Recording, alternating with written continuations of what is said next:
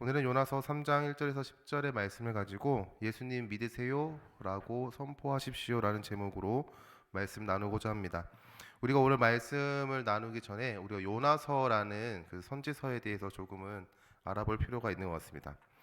그냥 3장의 내용만 보면은 우리가 말씀 잘 전해야 합니다 라는 그러한 뭉뚱그린 정확한 상황을 이해하지 못하고 그러한 표면적인 메시지만 좀 전달할 수 있을 것 같은데, 우리가 요나서의 말씀을 좀 보면서 전체적인 하나님께서 허락하시는 메시지가 무엇인지를 중심 주제를 보면서 오늘 말씀 함께 나누기 바랍니다. 요나서는 다른 선지서와는 조금은 다르게 선지자의 선포된 메시지가 중심을 이루는 것이 아니라 하나님의 말씀에 선지자가 어떻게 행동했는지에 대한 그 선지자의 행동을 중심으로 하나님의 메시지를 전하고 있습니다. 1장에서는 하나님께서 요나에게 나타나셔가지고 큰 성읍 니느웨에 가서 그들의 악독한 삶의 모습을 선포하라고 말씀하시는 것으로 시작합니다. 그러나 요나는 하나님의 말씀에 순종하여 니느웨로 가는 것이 아니라 니느웨의 반대 방향인 욥바라는 항구 도시로 갔고, 더 하나님의 말씀에 순종하지 않기 위하여 다시스라는 굳이 바다를 건너서 가야만 하는 죽음을 생명을 걸고 나아가야 하는 그 항해를 시작합니다. 요나는 하나님의 말씀에 순종하지 않은 이유가 4장에서 분명하게 말씀하고 있지만 1장에서는 요나는 하나님의 말씀에 불순종하였다라는 사실을 먼저 우리에게 말합니다. 요나가 배를 타고 다시스를 향해 가는데 큰 바람이 일어났고 폭풍이 일어났습니다. 이에 배에 탔던 사공들은 각자의 신에게 기도하고 배를 가볍게 하기 위하여 짐들을 비웠습니다. 요나와 함께 했던 사공들은 하나님께 간구하지 않고 각자가 믿는 신들을 향하여 간구했으며 어떠한 변화도 일어나지 않기에 인간의 힘으로 그 상황을 벗어나기 위하여 힘썼다라고 우리에게 표현하고 있죠. 그러나 요나는 배 밑에서 잠을 잤습니다. 사공들은 이러한 일이 누구 때문에 일어났는지를 확인하기 위하여 제비를 뽑았는데 그때 요나가 뽑히게 되었습니다. 그리고 사람들은 요나에게 어떻게 이러한 상황들이 생겼는지에 대해서 질문합니다. 그리고 요나에게 이렇게 질문하죠. 너의 생업이 무엇이며 네가 어디서 왔으며 네 나라가 어디며 어느 민족에 속하였느냐? 라고 묻습니다. 이에 요나는 이렇게 답변합니다. 나는 히브리 사람이요 바다와 육지를 지으신 하늘의 하나님 여호와를 경외하는 자다. 요나의 답변에는 두 가지 이상한 점이 있는데, 첫 번째로는 사공들의 질문에 대한 정확한 답변이 아니었다는 사실과, 두 번째로는 자신이 자기를 소개하는 그 글 멘트와 다르게 하나님의 말씀에 불순종함으로 나아갔다는 것이죠. 이에 요나는 지금 일어나는 모든 일이 자신 때문에 일어나는 일임을 모두 사람들에게 말하고, 이러한 일들을 멈추기 위해서는 자신을 바다에 던져야 한다라고 말합니다. 요나는 자신을 바다에 던져야 된다는 그 말을 했고, 사공은 그의 말을 들었는데 그것들을 이행할 수 없었습니다. 어찌 보면 사람을 죽이는 일이기 때문인 것이죠. 사공들은 그의 말대로 할 수 없어서 더욱더 노를 열심히 저었고 육지에 가려고 했으나 하나님께서는 더욱더 바람을 거실게 하셨고, 그로 인해 그 사공들은 더욱더 죽음의 위기에 봉착되게 되었습니다. 이에 결국에는 요나를 바다에 던지게 되었죠. 하나님께서는 요나가 바다에 떨어진 것을 보고 폭풍을 멈추셨는데, 요나가 죽으면 안 되잖아요. 니느웨의 말씀을 선포해야 하니까. 그래서 하나님께서는 예비하신 큰 물고기로 요나를 구하게 됩니다. 2장의 내용에서는 요나가 하나님께 기도하는 기도문으로 구성되어 있습니다.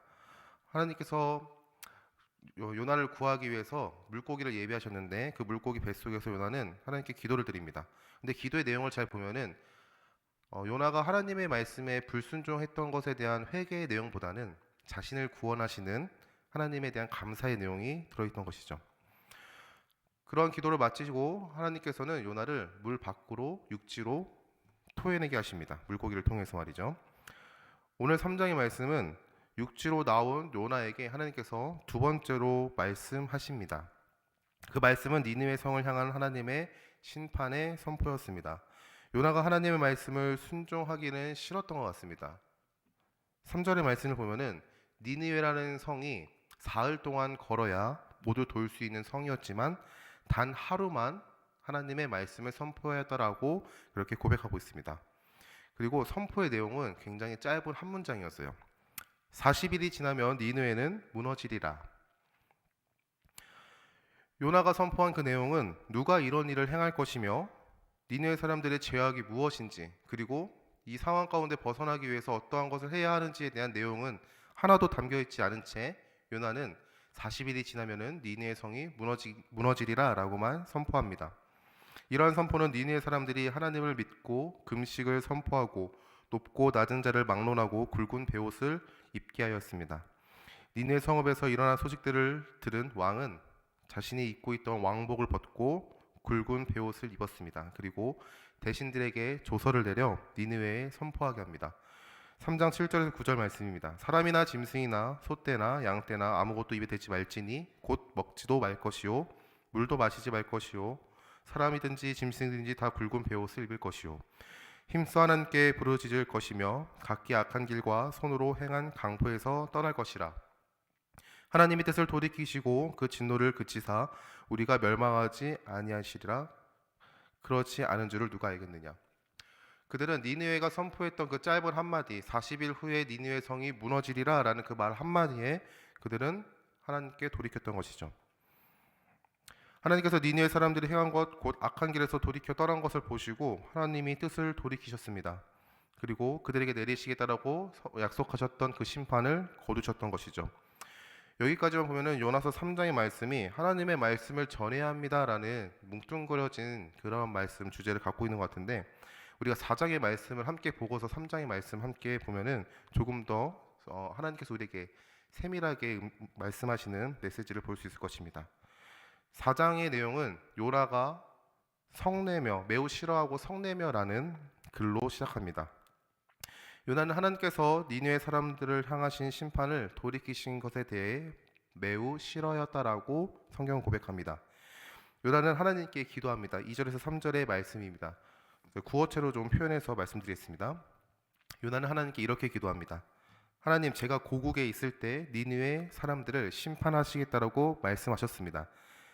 그래서 제가 빨리 다시스로 도망하였는데 하나님은 은혜로우시며 자비로우시며 노하기를 더디하시며 인애가 크시기에 저를 통해 선포되는 하나님의 심판의 내용을 듣고 그들이 회개하게 되면 하나님께서 그들의 회개함을 보시고 뜻을 돌이켜 재앙을 내리지 아니하실 것을 저는 알았기 때문입니다.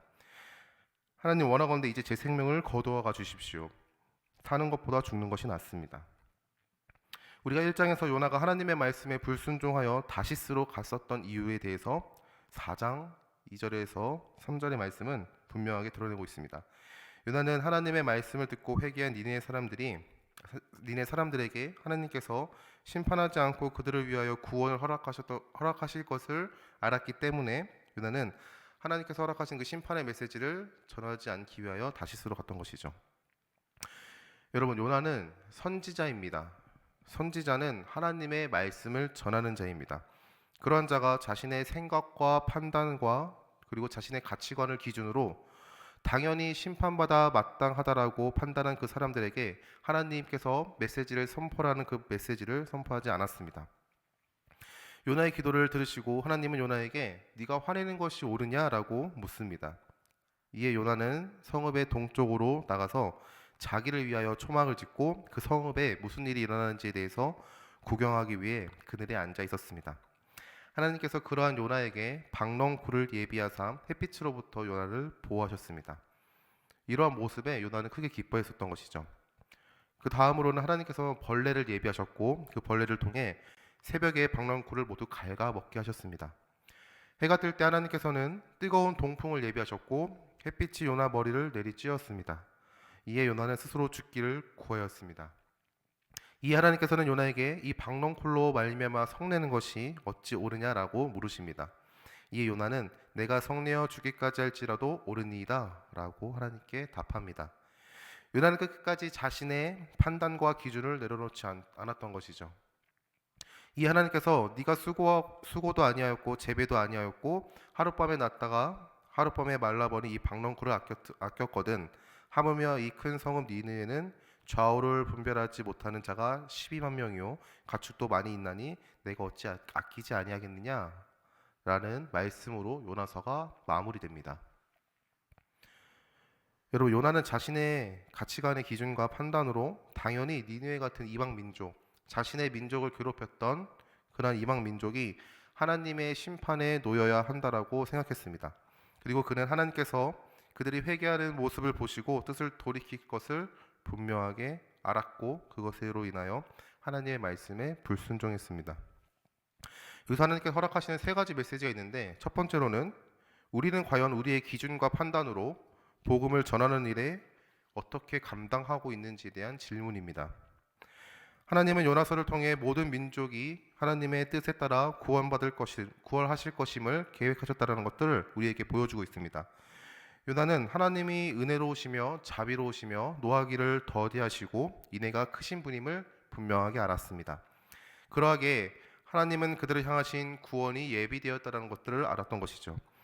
그러한 요나는 하나님의 편에서 그들을 향한 긍휼의 마음으로 하나님의 메시지를 선포하는 것이 아니라 자신의 가치관의 기준과 판단으로 그들을 정죄하고 그들에게 심판이 떨어지기를 기다렸습니다.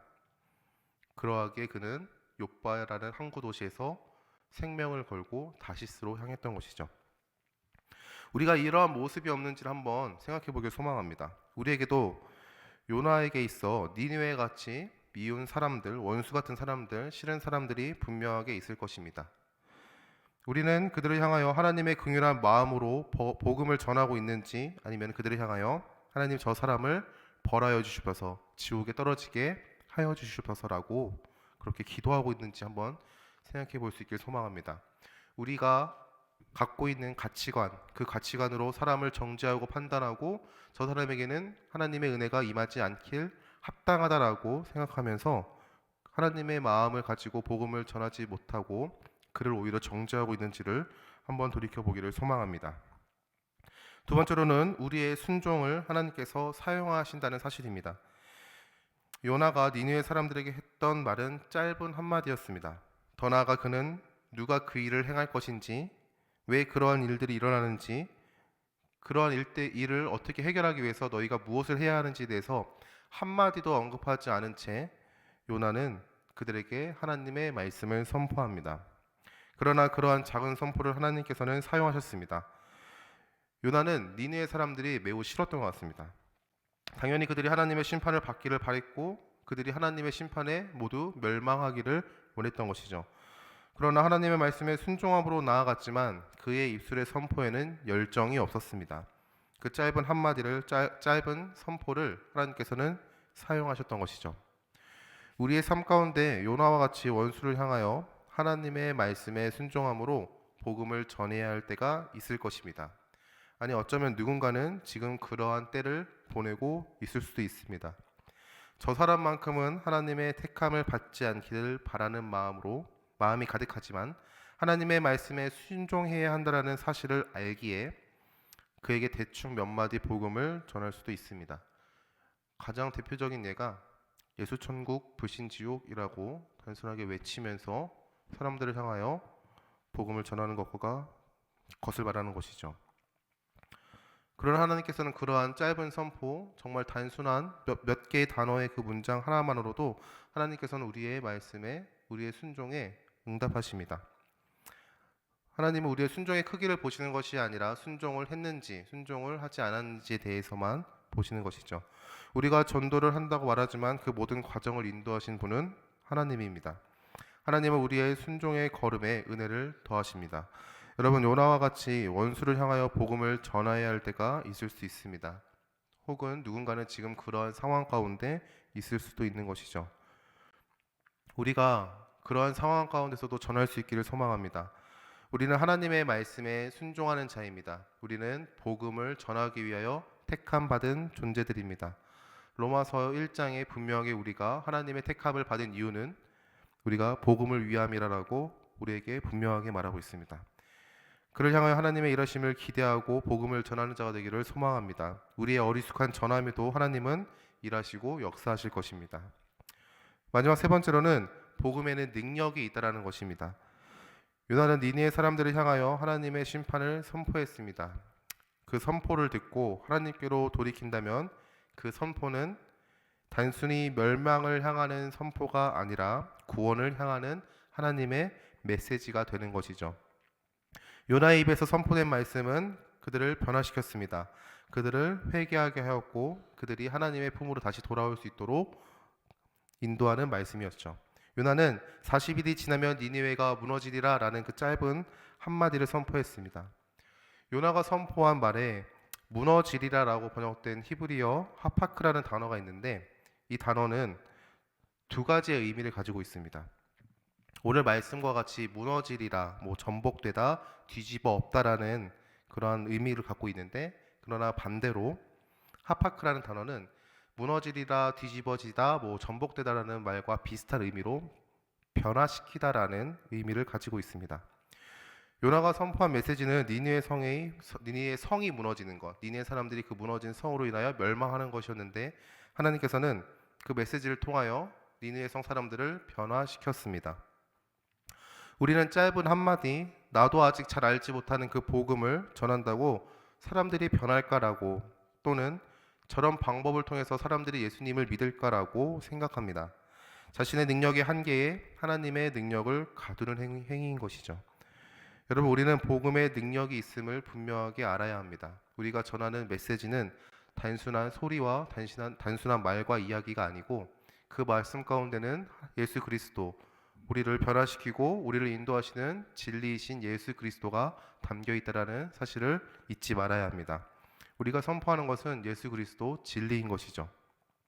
그 선포의 표현이 다양하고 표현의 방법은 다를 수 있습니다. 하지만 예수 그리스도가 우리의 구원자가 되신다는 그 사실에 우리는 선포해야 합니다. 그리고 하나님의 능력이 있을 믿고 의지하며 나아가야 하는 것이죠. 여러분, 우리가 요나서 3장의 말씀을 가지고 말씀을 전해야 한다라는 단순한 메시지가 아니라 요나서 전체의 주제를 보면은 너가 원수로 생각하는 자도 사랑할 수 있느냐에 대한 중심 메시지를 갖고 있습니다. 우리가 과연 세상 가운데 나아가서 원수와 같은 자들, 우리를 핍박하고 우리를 위협하는 자들을 향하여 그리스도의 복음을 전하는 것에 있어 우리는 어떠한 자세를 갖고 있는지에 대해서 묻고 있습니다. 그러한 가운데서도 우리는 하나님의 마음, 하나님의 긍휼하심을 가지고 나아가 복음을 전해야 함을 분명하게 우리에게 말하는 것이죠. 요나 이야기 전체를 살펴보고 3장의 말씀 가운데 우리가 결단할 수 있길 소망합니다. 세상이 어떠한 반응과 어떠한 상황과 어떠한 이유를 댈지라도 우리가 그리스도의 마음을 품고 하나님께서 세상을 향하신 그 사랑의 마음을 가지고 나아가 그 복음을 전할 수 있길 소망합니다. 허락하신 삶 가운데 우리를 부르신 하나님의 목적에 맞는 삶, 복음을 전하는 삶을 사는 오늘이 되기를 간절히 소망합니다. 우리 함께 기도하겠습니다.